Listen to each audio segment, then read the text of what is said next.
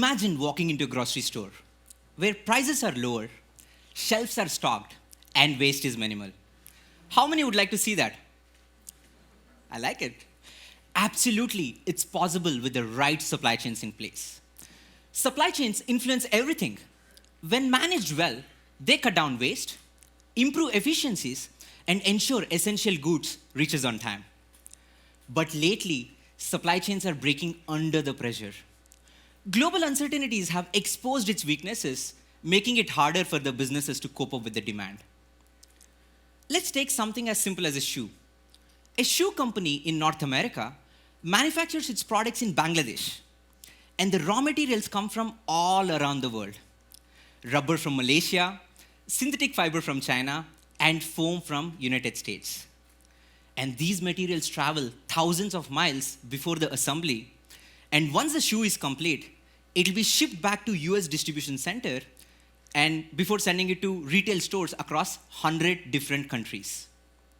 A single disruption can delay all these orders.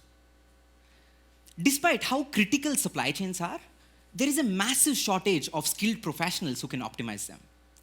And that shortage affects every one of us through price increases, product shortages, and inefficiencies. To truly understand why this matters, let me take you back to where my journey in supply chain has begun. Picture this. A man like octopus-like arms, juggling inventory, coordinating transportation, creating purchases, paying taxes, all together, is a real-life Superman. He's none other than my father, who ran a business over 35 years in Bangalore. His shop makes around a daily sales of $6,000, supported with thousands of dollars of inventory and a team of 30 employees. As a 10 years old, I used to feel rich watching my dad bringing in bundles of money home. But it was thrilling. It was thrilling. But his presence was rare. He used to work 14 to 16 hours every single day, even now at 62. However, my mom saw it differently. She wasn't thrilled with the bundles of money he was bringing in. She was disheartened with the never-ending grind of a grocery business. No vacation, no family time, and she used to tell me, Arjun, study well, if not I'll put you in the shop. And that thought scared me. And that's when I started asking this question for myself. If it takes so much of effort to run a small grocery store, what does it take to manage millions of dollars of inventory in a large corporation? And how do big businesses find the right talent and train them to optimize these supply chains? And that curiosity drew me to study supply chain management, a field that empowers the world. Coming to Canada allowed me to work with major retailers and as well as a professor at well-known colleges. As I started to develop a deeper understanding towards supply chain management, I was astonished to know that Canada's retail sales is more than $800 billion annually.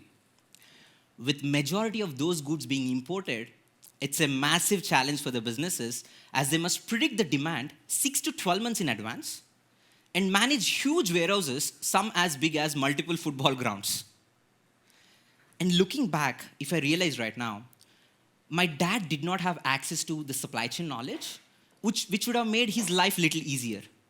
He completely ran his business based on pure instincts, work experience, and a work ethic. I vividly remember during the global pandemic, I was working as a demand planner for a grocery business here in Canada. It tested our systems like never before. We had to work around the clock to manage the unknown complexities thrown at us. If not for supply chain teams working around the clock, the consequences would have rippled into people fighting over food near grocery stores, right? Despite how critical it is, we have a massive shortage of skilled professionals who can optimize these, and that shortage affects all of us. Right, let's take an example. So the challenge is very simple. The challenge is, from past 30 years, the global companies have developed this global sourcing mindset that has created a complex set of supply chain networks all around the world, right? And let's take an example. In 2022, a massive container ship called Evergreen got stuck in Suez Canal, blocking 400 ships for 6 continuous days, causing delays worth of $9.6 billion per day, causing billions of dollars in economic losses. And this instance exposed the fragility in supply chain systems. Events like this are forcing businesses to rethink their strategy, moving from cheaper imports to resilient and sustainable supply chains through local manufacturing. Companies and policymakers are making it happen through reshoring, an act of bringing manufacturing back to home country for better reliability, quality, and drastically cutting down the transportation cost, which is one of the main drivers of price increase. And just imagine if Canada could retain or reshore even half of its imported goods, we could retain billions of dollars within our economy. But here is the catch. Companies can only reshore if the demand for the local products increases. If we as buyers prioritize cheaper imported goods without considering the long-term economic impact, the reshoring efforts will fail before even they start. Now it's our turn to contribute. It starts with our buying habits. Something as simple as looking at a label and shopping local whenever possible. Even if it costs little more, we are investing in a greater good.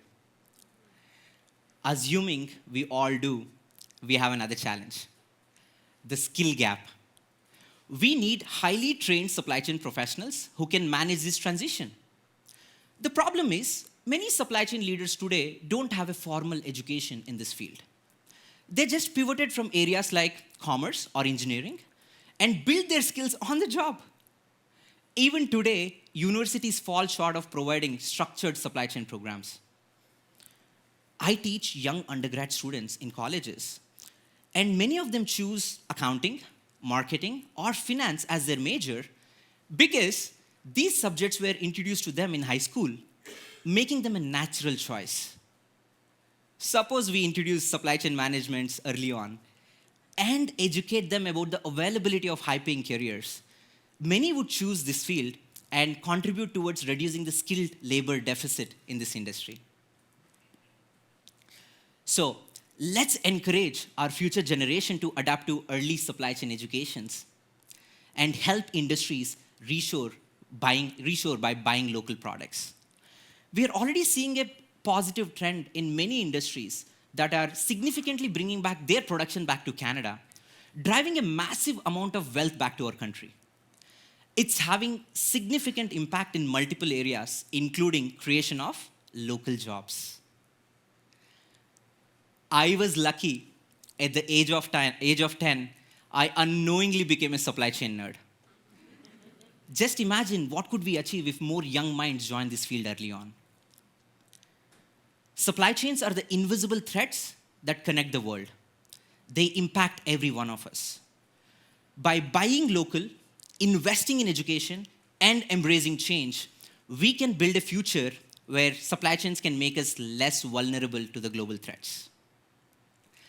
So, next time, when you walk into your grocery store, take a moment, look at the fully stocked shelves, the fair prices, the fresh products, and remember, an invisible force called supply chain that is making it all happen.